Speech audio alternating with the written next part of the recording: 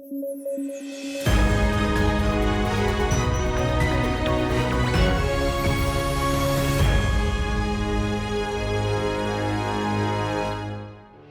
में यूपीएससी की तैयारी से संबंधित प्रोग्राम्स को देखने के लिए सब्सक्राइब करें स्टडी IQIAS हिंदी।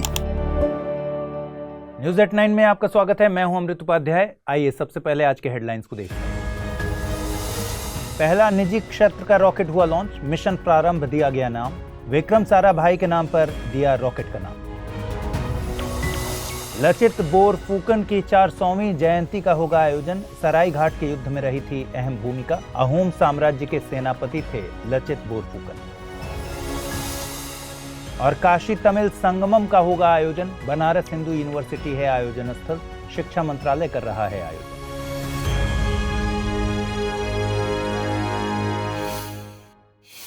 खबरों की शुरुआत करने से पहले मैं बता दूं कि अगर आप इस बुलेटिन की पीडीएफ चाहते हैं तो अमृत उपाध्याय 007 टेलीग्राम चैनल पर जाइए, जहां इसकी पीडीएफ रोजाना मिलती है।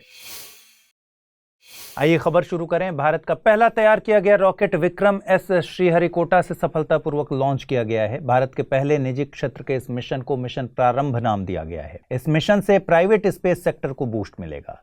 मिशन प्रारंभ को हैदराबाद स्थित कंपनी स्काई रूट के द्वारा इसरो के सहयोग से तैयार किया गया है।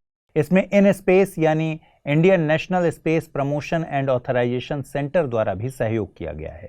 विक्रम एस उन चंद लॉन्च व्हीकल्स में से एक है जिसमें 3 प्रिंटेड थ्रस्टर्स का प्रयोग किया गया है। रॉकेट को विक्रम एस नाम भारतीय अंतरिक्ष कार्यक्रम के जनक विक्रम साराभाई के नाम पर दिया गया है। आपको बता दें कि जून 2020 में केंद्र सरकार ने अंतरिक्ष क्षेत्र में सुधारों की घोषणा करते हुए निजी क्षेत्र के लिए अंतरिक्ष की राह आसान की थी। निजी क्षेत्र भागीदारी को सुविधाजनक बनाने के लिए सरकार ने एकल विंडो स्वतंत्र नोडल एजेंसी के रूप में इन स्पेस का गठन किया था, जो अंतरिक्ष विभाग में एक स्वायत्त एजेंसी के रूप में काम करता है। भारत में प्राइवेट स्पेस सेक्टर की अर्थव्यवस्था को बढ़ाने में अहम भूमिका को निभाता है। 24 नवंबर को लचित बोरफुकन की 400वीं जयंती का आयोजन किया जाना है। इसके लिए असम में हफ्ते भर समारोह आयोजित किया जाएगा। लचित बोरफुकन का जन्म 24 नवंबर 1622 को हुआ था। वे असम के अहोम साम्राज्य के सेनापति थे। उन्होंने सराय घाट के युद्ध में सेना का नेतृत्व किया, जिससे मुगल सेना का असम पर कब्जा करने का प्रयास विफल हो गया था। सराय घाट के युद्ध को गुवाहाटी में ब्रह्मपुत्र नदी के किनारे लड़ा गया था। यह एक नौसैनिक युद्ध था जिसमें मुगल सेना की हार और अहोम सेना की विजय हुई थी, जबकि मुगल सेना के पास बड़ी नावें थीं और अहोम सेना के पास छोटी नावें थीं। असम में अहोम साम्राज्य की गाथा 13वीं शताब्दी के प्रारंभ से शुरू हुई थी। इसके संस्थापक शान राजकुमार सुकाफा थे। तलातल घर अहोम स्मारकों में सबसे बड़ा है, साथ ही अहोम वास्तुकला का अहम उदाहरण है। बीते दिनों कुछ एक्सरसाइजेज खबरों में रहीं। इनमें युद्धाभ्यास, मालाबार और सी विजिल प्रमुख हैं। सी विजिल एक कोस्टल डिफेंस एक्सरसाइज है। इसमें 9 तटरेखा वाले राज्यों सहित 4 संघ शासित प्रदेशों ने हिस्सा लिया था। युद्धाभ्यास भारत और यूएसए के बीच आयोजित होने वाली सालाना एक्सरसाइज है। इसका आयोजन उत्तराखंड के औली में किया जा रहा है। वहीं बहुपक्षीय एक्सरसाइज मालाबार का आयोजन जापान में किया गया। इसका आयोजन भारत, यूएसए, ऑस्ट्रेलिया और जापान की नेवी के बीच किया जाता है। मालाबार एक्सरसाइज की शुरुआत साल 1992 में यूएसए और भारत के बीच द्विपक्षीय एक्सरसाइज के तौर पर की गई थी। 2015 में जापान और 2020 में ऑस्ट्रेलिया इस एक्सरसाइज का हिस्सा बना। गौरतलब है कि ये चारों देश क्वाड यानी क्वाड्रिलेटरल सिक्योरिटी डायलॉग समूह का भी हिस्सा है।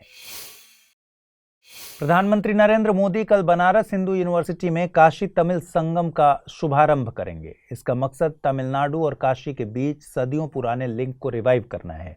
ये दोनों शहर देश के प्राचीन और महत्वपूर्ण शिक्षा के केंद्र रहे हैं। इसका मकसद दोनों क्षेत्रों की संस्कृति, ज्ञान और बेहतर परंपराओं को साझा करना है।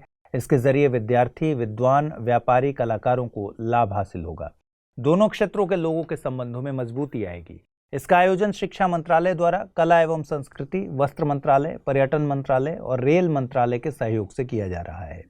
आयोजन के लिए रेलवे तमिलनाडु से बनारस के बीच कुछ स्पेशल ट्रेन भी चलाएगी। आइए जल्दी से देखते हैं आज के बुलेटिन पर आधारित क्या सवाल बन सकते हैं। पहला सवाल है, भारतीय इतिहास के व्यक्तित्व लचित बोरफुकन का संबंध किस क्षेत्र से है? असम, केरल, उत्तराखंड या फिर बिहार? दूसरा सवाल है, निम्नलिखित कथनों पर विचार कीजिए। युद्धाभ्यास भारत और यूएसए के बीच होने वाली द्विपक्षीय एक्सरसाइज है। सी विजिल एक कोस्टल डिफेंस एक्सरसाइज है। मालाबार एक बहुपक्षीय नेवल एक्सरसाइज। नीचे दिए गए कूटों का प्रयोग कर सही उत्तर चुनिए। केवल 1 और 3, केवल 2 और 3, 1 और 2 या फिर 1, 2 और 3। आइए देखते हैं पिछले बुलेटिन पर आधारित क्या सवाल बने थे और उनके सही जवाब क्या हैं। पहला सवाल था, क्लाइमेट चेंज परफॉर्मेंस इंडेक्स किसके द्वारा जारी किया जाता है? जर्मन वॉच, विश्व आर्थिक मंच, यूनाइटेड नेशंस या फिर WWF?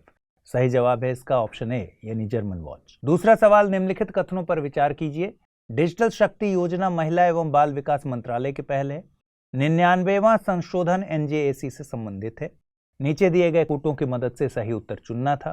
केवल 1, केवल 2, 1 और 2 दोनों, न तो 1 और न ही 2। इस प्रश्न का सही जवाब है विकल्प बी यानी केवल 2। डिजिटल शक्ति योजना राष्ट्रीय महिला आयोग की पहल है। तो आज के इस बुलेटिन में इतना ही रखते हैं। कल रात 9 बजे फिर मुलाकात होगी आपसे पूरे हफ्ते के कंपाइलेशन के साथ। अपना ख्याल रखिए, ठीक से पढ़ाई कीजिए। नमस्कार।